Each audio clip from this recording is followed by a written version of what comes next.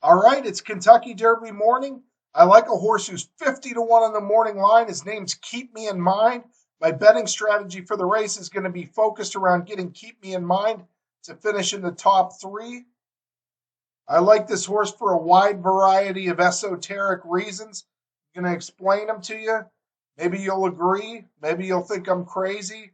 But anyway, let's get into it. All right, one thing about this horse going through his past performances, only one time was he in a field of 10 or more. He was in a 14 horse field in the Breeders' Cup Juvenile, and that was the only time he ever got a fast pace in his life.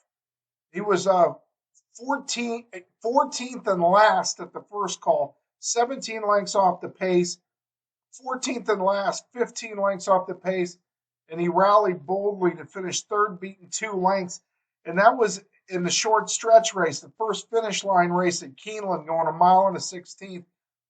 To me, this Breeders' Cup Juvenile is a very telling prep race for the Kentucky Derby because it's the one time where you had a huge field and a real fast pace.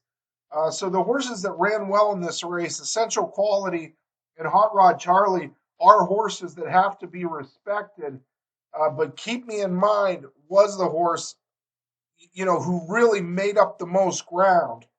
So I like the fact that he's only gotten a real hot pace once.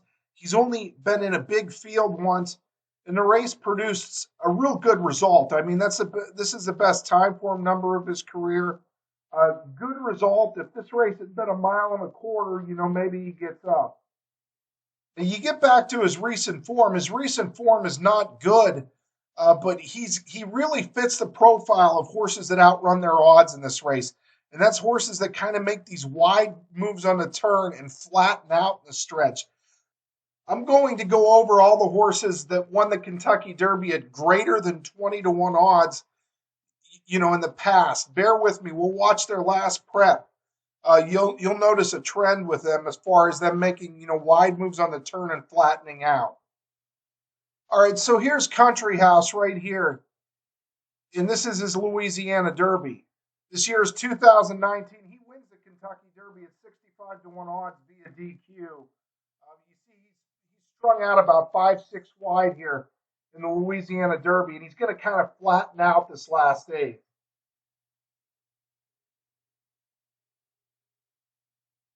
Horse's name, I believe that's By My Standards and Outwork. See, I mean, he's not really, these horses here are out finishing him, but he made that big eye catching wide move on the turn, kind of flattened out. These two got away from him. All right, here we go with the 2019 Arkansas Derby. Again, you can see Country House hung up four to five wide here through the turn. He's making a menacing move on the turn right here. He looks like he's a horse that might maybe do something here.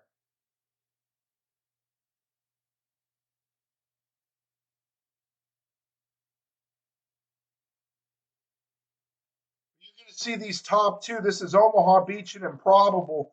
They're going to get away from him through the lane. I mean, he's really not making up any ground on these two horses. In fact, these two are getting away from him. And this is the kind of thing that turns off the betting public in the Derby. They want to see horses finish up strong in the last eighth, not get run off the screen on. I mean, these two horses kicked away. He plugs in third. You look here at the Country House form from 2 years ago. His Risen Star, 14 horse field, got a fast pace, 23:47. They were rolling off slow, five wide. Runs a really good second to War of Will in the big field. He had these wide trips with menacing moves. He was a horse that I actually made a good score on in the Derby. I did with Country House the same thing that I plan on doing with Keep Me in Mind. You see here, that was the 2019 Kentucky Derby, which obviously is the first Saturday in May, so it'd be May 4th.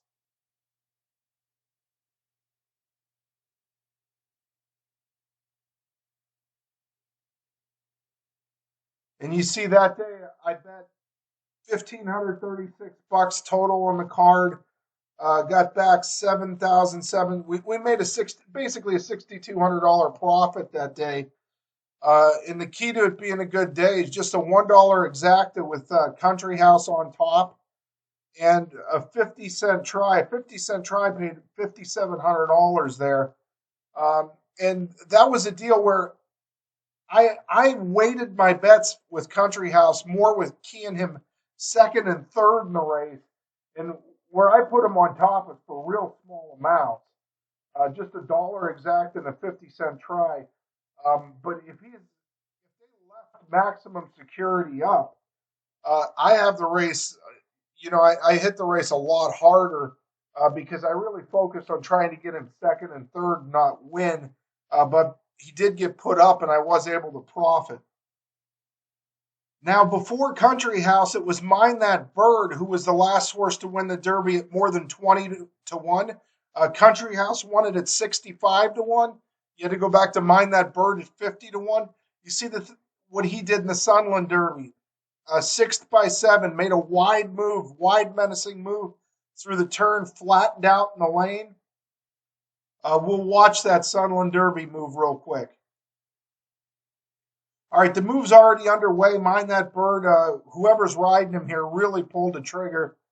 You see he's making that sweeping 3-wide move. He was 7 lengths off the pace early in this race. He's actually going to flatten out. We'll see where he finishes here. And this is him here. They're getting away from him in the stretch. He's actually not even going to be able to save second or third. Finishes fourth. But you see in the Derby, they took him back to last, give him a patient ride. It was one of those Calvin Borel rail masterpieces, win at 50 to 1. This was a horse, even with that last race, and even with him fitting that profile, Grindstone won the Derby, Birdstone won the Belmont, he had the pedigree and all that. To me, he was a completely impossible horse, even though he fit kind of the angle that I was looking for, still couldn't play him. At least Country House, Country House had a little, a little less ugly, less ugly prep race. So now you're going back to Giacomo, who was before Mind That Bird. And this was a horse that, there's people who know, and people who see this will know. But this was a horse that I bet at 50 to 1 when he won the Kentucky Derby, and he was a horse that when he runs second in the Hollywood Futurity as a 2-year-old, you see off bit slow, he rallied wide. Declan's Moon was a 2-year-old champion. I was convinced that Giacomo was going to be a Derby horse, going to be the Derby horse, and he just kept basically having that same trip in the Sham. He was hung up 4 wide both turns, lost a shoe, kind of flattened out. Going Wild won the race for Lucas, and Going Wild ran bad in subsequent races. He was dusted in the Wood Memorial, really turned people off on Giacomo. San Felipe, same thing. Santa Anita Derby. We'll watch the Santa Anita Derby, but it's the same thing. He made this wide menacing move like he was going to win, and he just wasn't able to do nothing the last eighth of a mile. I'll let you listen to Mike Smith explain. There's no replay of the 2005 Santa Anita Derby, but there is, all we have available is Mike Smith watching it on a laptop and explaining it. They don't just get out of your way when you ask them to. It's pretty rough on race. So then I eased him back in behind the first or second flight, which was good. But they're right in here, they started slowing down. As you can see, the rider up front here, he's really gotten a hold of his horse, and they're slowing the pace way down on me, and I didn't expect that. I expected them to go a lot faster. So that wasn't good. But now I'm able to save some ground. I'm in behind a wall of horses, but he's eating a lot of dirt, too, at the same time.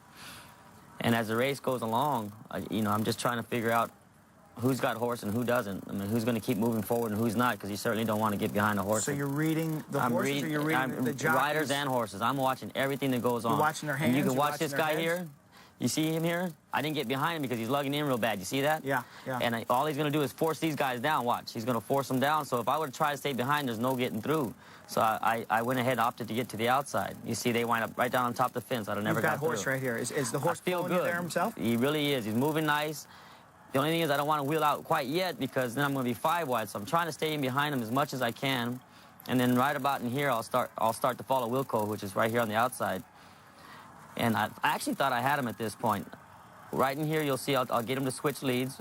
Right about... Changes from a left or right? Right there. Boom. He switches leads. Now I think I'm going to get him. But then they accelerated. I mean, from the 8th pole to the wire, they really picked it up. Buzzards Bay holds on for the victory. Right here, you're just giving them the knuckles, really getting to work on them? At this time, I didn't know if I had enough money to stay in the Derby, so I certainly wanted to keep 4th, which we did. And what I really like about this, if the tape would have run on, is the way he galloped out. The next 1/8 of a mile, he galloped out right next to him and really galloped out strong, which gave me every indication that he'd get the mile in a quarter distance, which I really like. Where's improvement going to come from with this colt? Well, a lot of it's going to come from this race and training. Since then, John's really tightened down on him, and really started to train him. Up until this point, we've just been taking it easy because you don't want a horse to peak too early. See, the idea is to get him to peak today, Derby day, and that's what John, I think, has done an excellent job at. Since then, he's come back, he had an easy work, and then he's had 2 bullet works, which are very, very important. I think he went 7/8 and 23, which is really good. Then he come back with a 3/4 and 111, which was solid. Excellent. And that should really tighten him up, and that should move him up, another 3, 4, maybe 5 lengths. So if that happens and we get pace in the race, then I think he can be there. Mike Smith, thank you very much. You see Mike Smith there, he was talking about the workouts that Giacomo had coming into the Derby and how John Sheriffs was a guy that used to win with like 60% with first-time starters in the mid-90s when he had all them 505 farm horses. He could really crank a horse up. But notice the work tab before that. 7 furlongs, 127 and 4, extremely slow. 6 furlongs, 114 and 4. Then the Santa Anita Derby was April 9th. He comes back April 25th. Bullet, 123 and 4. That's a big work. 111 and 4 for 6 furlongs. You go back to Keep Me in Mind. He's one of the horses that they're tightened up. I mean, this work tab here, 8th best to 10, 5 and 103 and 1. 23rd best to 32 to work the distance, 102 and 1. Coming into this race, 46 and 1, bullet, fastest work of 108 to work the distance. I mean, the gloves are off. All right, before Giacomo, it was two Lucas horses were the 2 previous horses to win the Derby at more than 20 to 1 odds. They were Charismatic, who made that same wide, basically the same wide move with no kick in the Santa Anita Derby. He was 4th beaten 8 in the Santa Anita Derby with one of that wide flatten out move I've been showing you. But he actually won the Lexington in between the Derby. But then you go back to Thunder Gulch here. He's hung up 3 wide in the blue silks, blue and orange. This is his final prep in the Bluegrass Stakes. He comes out of this race and wins the Kentucky Derby at 28 to 1 odds. And you see it's the same thing. This is Wild Sin, and that's the yellow and white is a Nick Zito horse. I'm not sure if that's maybe Star Standard. I'm not sure. Anyway, there's Thunder Gulch out there. Wide menacing move, and he's flattening out through the lane. Does that look like a horse that's going to win the Kentucky Derby? Going to go on, and win. He actually won the Belmont and the Travers, too. But that's how he finished up in his final prep. Wild Sin, who was never much, just ran and hid from him, and that was Thunder Gulch finishing up 4th. Keep Me in Mind is a horse that I think wants a 1.25 miles, wants every part of it. He wants a big field. He wants a fast pace. I think they were high on him as a 2-year-old and kind of might have had him a little short for his comeback races. And it was a rude awakening for them because those races aren't pretty. And he's going to be a hard horse for people to like off those races. That's why we're going to get a price. And this is definitely a case of projection. It's a case of we're betting on the come. We're projecting him to run so much better because of the big field, because of the 1.25 miles, because of the 126 pounds, because these horses are going to be stirred up. The jockeys are going to have to ask for some horse early for position. It's going to cause a fast pace. Basically, circumstances. we need circumstances to happen to make this horse run the race of his life, because that's what he's going to need to run to get a piece. But it's definitely possible. You look at the breeding here. Lauban, the sire, he broke his maiden at 1.125 in the Jim Dandy, but he was by Uncle Mo. Uncle Mo's best win of his career was his Breeders' Cup Juvenile win, which was at Churchill Downs. But more importantly, Victory Gallop is who the dam was by. Victory Gallop was a horse that was just, in fact, Jerry Bailey called Victory Gallop the best closer that he ever rode in his career. And Victory Gallop, he won the Belmont at 1.5 miles with a huge late move. He ran as a 4-year-old at Churchill in the Stephen Foster, come from 10 lengths off the lead, last early, flew by Silver Charm, run 118 buyer figure. Victory Gallop, the fastest buyer ever for a horse that was last beaten double digits early. And, I mean, just Silver Charm was a great horse for Baffert. Victory Gallop just flew by him late. The horse that gave you the best stretch run feeling? Victory Gallop? Yep. Really? Victory Gallop he finished the last 3 furlongs of a race faster than any horse I've ever been on in my life. He won the Stephen Foster, he won the Whitney here by a nose, and he was those are fun horses for a jockey to ride when you can sit back there and just pull the trigger and you're just flying by everybody. It's great. Of course, Victory Gallop was second in the Kentucky Derby at 17-1. He closed from way out of it, made up more than 15 lengths, I believe, to finish second to Real Quiet. So Keep Me in Mind, he's kind of got the look of a very long-striding horse that wants a fast-paced, 2-turn, 1.25 race, put the 126 pounds on the big guy, get that crowd going, stir up them other horses. David Cohen's got to ride. David Cohen should talk to Jerry Bailey about Victory Gallop. He's got to ride him like this is Victory Gallop. You just got to take him in hand. Let them run the first 7 furlongs. You run the last 3 furlongs. Calvin Burrell did it better than anyone. So many times he just was able to weave through horses and come up the fence and do well on closing types in this race. But Keep Me in Mind, I've been wavering all week whether to really focus my betting strategy around him.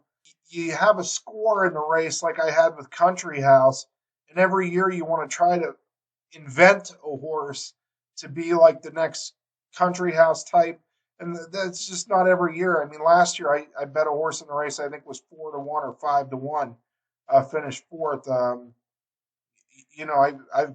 haven't played too many long shots, so it's fortunate that I have found a Country House and a Giacomo. I wasn't able to find horses like your Commanding Curve and Golden Soul, who were the same type of horses that I'm describing. Mind That Bird was the exact same profile of horse I'm describing, only he was just so bad that I couldn't see it with him. I mean, this horse, there's just enough there to say, there was just enough there with Country House. I've made this type of play before in the Derby and not had luck. It was on a horse named Keen Ice. Keen Ice had a form very similar to this. I thought he was a perfect projection for 1.25 miles. Focused my bet around him. He actually was 7th in the Kentucky Derby. Disappointed me. I lost some bets. I looked like a dummy for picking him that day. And, he ended up actually beating American Pharaoh in the Travers at 1.25 miles.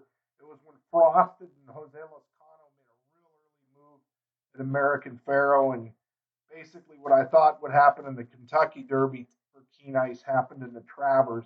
But you don't get this profile of horse every year. They come along every 3 or 4 years where a lot of different things fit. What about Keen Ice, who finished third for Dale Romans? Dale Romans has a way of sneaking in goofy horse in the Derby. Yeah. He may be my goofy horse to get somewhere into the Super. Yeah, it feels like you always want to try and find at least one goofy horse to just clunk up at the bottom of the exotics and sort of fill it out at a big price. Maybe he's the horse. I got to be honest with you, I don't really like anything that I've seen from him, but you have a different opinion. He is very slow, but my friend Doug Salvatore, I respect a lot, thinks he's an interesting clunk up horse, and for that reason, I'm going to value his opinion and throw him in there somewhere. So anyway, that's my keep me in mind tout. I think he's, just fits the profile of a horse that's going to clunk up a lot of things. A lot of things I kind of like about him to get a piece. So anyway, happy Derby to everyone. Hope you do well. Maybe it's Rock Your World just too good for him, or maybe we get lucky. Keep Me in Mind gets the pace, relaxes. David Cohen gives him a good ride, and he's either wins it or he's right there with the ones who are obvious.